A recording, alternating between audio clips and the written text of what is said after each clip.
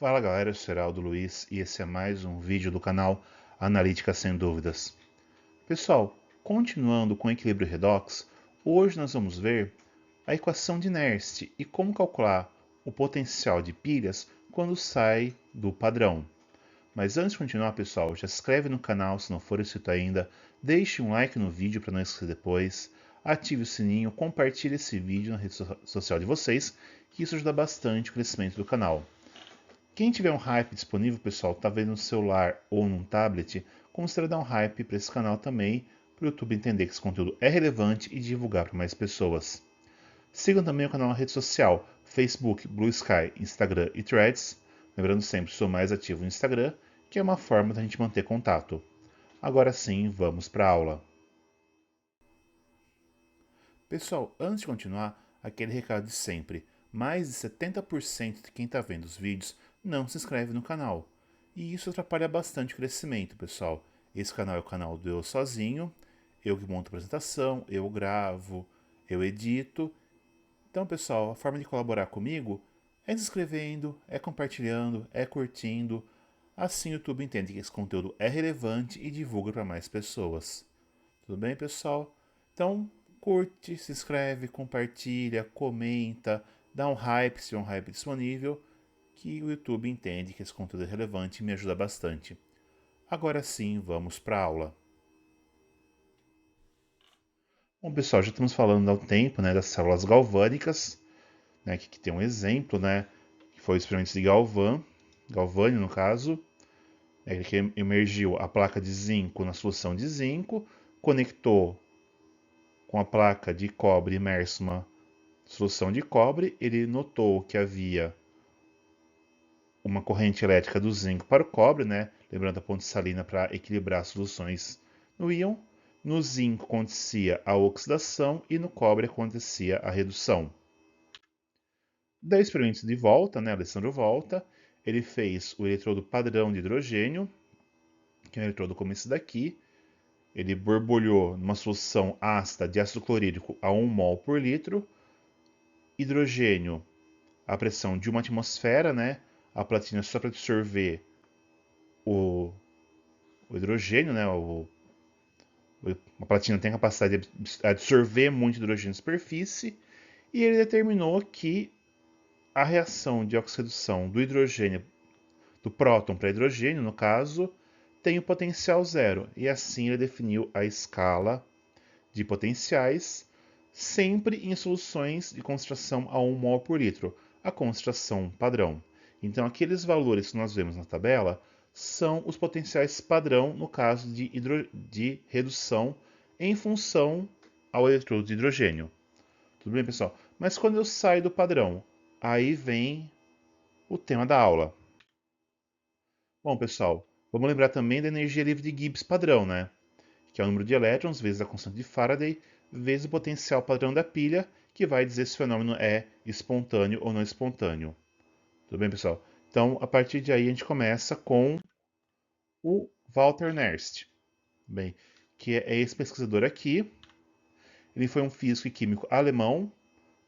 Então, nem sei se pronuncia Nernst assim mesmo, Perdão, não sei. Eu aprendi Nernst na faculdade e vou continuar falando Nernst. Ele tem muitos estudos na área de eletroquímica, termodinâmica, química de estado sólido e até mesmo fotoquímica. Ele ganhou um prêmio Nobel em 1920 pela aplicação da terceira lei da termodinâmica nos seus estudos. E também o principal para ele é a equação de Nernst, que é o importante para a gente. Tudo bem? Então é a partir dele que a gente vai começar a entender potenciais fora do padrão. Bom, pessoal, de onde vem a equação de Nernst? Ele derivou da energia livre de Gibbs. Tudo bem? Então, quando eu tenho a variação da energia livre de Gibbs fora do padrão, é igual a energia livre de Gibbs padrão, a variação, mais R, que é a constante universal de gases, a temperatura em Kelvin e ln de Q, que é um coeficiente de atividade. Tudo bem? Bom, a gente já viu que a variação da energia livre de Gibbs padrão é igual ao número de elétrons vezes a constante de Faraday vezes o potencial padrão da pilha. Eu quero saber o potencial fora do padrão. Então eu posso aproximar da mesma forma aqui. Tudo bem? Então eu tenho constantes aqui, iguais, e aqui também constantes. Tudo bem? Então eu vou dividir tudo isso, vou substituir aqui na fórmula esses valores e dividir tudo por menos número de elétrons vezes a constante de Faraday. Bem, substituir e dividir tudo pela constante de elétron vezes Faraday. Então, essa aqui é a equação de inércia, assim que ele chegou na equação dele. O potencial de uma pilha é igual ao potencial padrão da pilha menos a constante de gases, temperatura, dividido pelo número de elétrons envolvidos na reação redox, vezes a constante de Faraday, vezes o ln de Q. E o Q significa o quê? É engraçado, desculpa. Esse é o coeficiente de atividade das espécies envolvidas na reação de oxidação. Então, imagine uma reação genérica de oxidação, onde A mols de uma espécie A oxidada recebe N elétrons e forma B mols de uma espécie B reduzida. Tudo bem? O coeficiente de atividade é realmente a relação da espécie reduzida pela espécie oxidada. Tudo bem? Mas peraí, atividade, eu já falei disso no passado, não falei? Algumas aulas atrás, há muitas aulas atrás, na verdade. Em soluções mais diluídas, eu posso aproximar as atividades das espécies às concentrações em equilíbrio. Por isso, pessoal, nós nunca vamos trabalhar com constantes de equilíbrio em redox. Sempre vamos trabalhar com os potenciais, porque no potencial já está embutido a constante de equilíbrio. Tudo bem? E ln, pessoal, só para lembrar, é o logaritmo neperiano natural.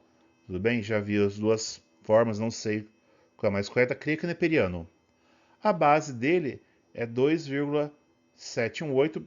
Pessoal, não sei se é matemática, porque esse valor, tá? A gente está acostumado a trabalhar com log decimal, né? Log da base 10. Só que dá para converter, né? O logaritmo neperiano é igual a 2,303 vezes o logaritmo decimal do mesmo valor. Tudo bem? Então a gente vai trabalhar agora com esse valor aqui. Dessa forma, a gente vai simplificar um pouco a equação de Nernst. Tudo bem? Bom, a constante universal de gases tem esse valor, 8,315 Joule, Kelvin menos 1, mol menos 1.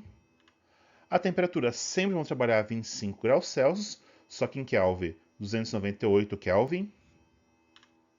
A constante de Faraday, 96485 Coulomb mol menos 1. E vamos transformar ln de Q em 2,303 log decimal da constante de equilíbrio. Tudo bem?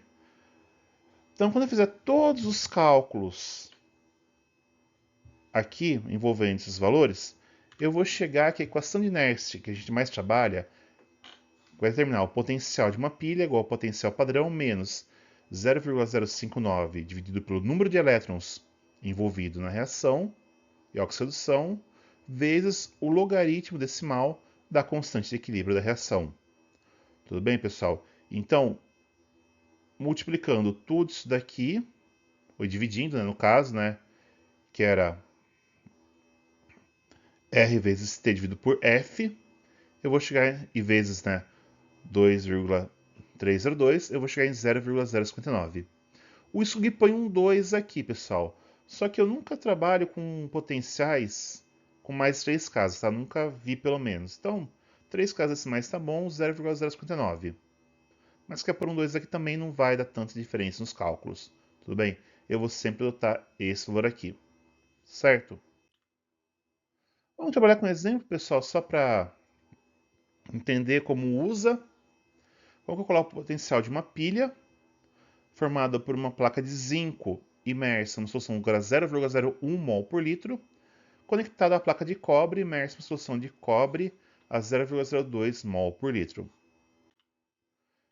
Então, pessoal, essa aqui é a nossa nova pilha, né? Aqui estão as concentrações reais.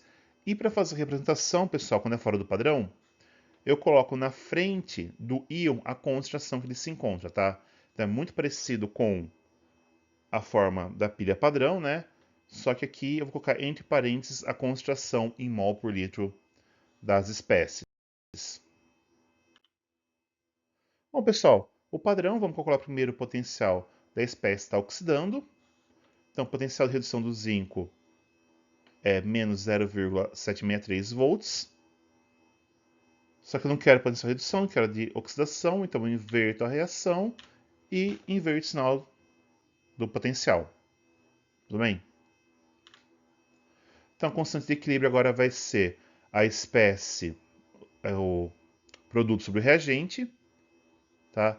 O produto continua sendo a concentração do zinco, só que aqui, lembrando, pessoal, não é concentração, é atividade. E a atividade do zinco nele mesmo, toda atividade de uma espécie nela mesma é 1. Então, vai ser diretamente concentração de zinco. Então, eu vou aplicar, né, os valores aqui. Então, vou calcular que o potencial do zinco, né, o pessoal do agente que está oxidando, vai dar mais 0,822 volts. Tudo bem? Da mesma forma, pessoal, vou fazer para o redutor, né, redução no caso, do cobre, potencial de redução do cobre mais 0,337. De novo, pessoal, constante de equilíbrio. O cobre, a gente fala concentração, mas é atividade. A atividade do cobre no próprio cobre é 1. Vou aplicar os valores aqui, direto, tá? E vou chegar que o potencial do cobre, no caso, vai ser 0,287 volts. Calcular o potencial da pilha. Então, dessa pilha, no caso, vai ser de novo a soma dos potenciais de quem está oxidando e quem está reduzindo, ou o do zinco com o do cobre, que eu calculei. Então, somando o mais 0,822 mais 0,287, eu vou chegar em 1,109. Subiu um pouquinho o potencial, pessoal. Então, dá para perceber, se eu aumentar a concentração da espécie redutora, que está reduzindo no caso, né? Eu vou aumentar o potencial e provavelmente se aumentar a concentração da espécie que está oxidando, eu vou provavelmente diminuir o meu potencial. Tudo bem? Outra forma, pessoal, é aplicar direto. A reação é essa daqui. Tudo bem? Então, o potencial da pilha vai ser o potencial padrão da pilha menos 0,059 sobre 2, o log decimal da concentração das espécies. Tudo bem? Vai aplicar da mesma forma, pessoal. E se vocês calcularem tudo isso daqui, você vai chegar em 0,009, na verdade dá 0,0088888, tudo bem? Lembrando, pessoal, aqui vai dar log de meio, o log de meio é menos 0,301, se eu não me engano, tá? Então aqui vai dar negativo, aqui vai negativo fica positivo, então vocês vão ver que vai dar o mesmo valor.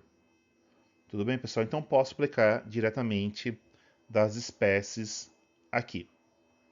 Certo? Lembrando, no caso, o cobre metálico e o zinco metálico, né, concentração, atividade, atividade de uma espécie nela mesma é 1, por isso não aparece as espécies aqui. Tudo bem? Então é isso, pessoal. Esse foi mais um vídeo do canal. Espero que tenham gostado. Novamente, pessoal, chegou até aqui, se inscreva no canal, curte o vídeo, compartilha, comenta, dá um hype. Isso é muito importante, faz o YouTube entender que esse conteúdo é relevante e está ajudando vocês a estudar Química Analítica. Pessoal, tem o Hype disponível, Hypa. Hype gratuito, talvez no celular ou no tablet, ajuda bastante o crescimento do canal. Quem quiser e puder colaborar financeiramente com o canal, o botão Valeu Demais está ativo.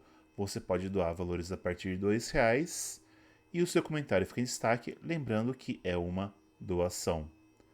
Siga o canal na rede social, Facebook, Blue Sky, Instagram e Threads. Lembrando sempre, sou mais ativo no Instagram, que é uma forma de a gente manter contato.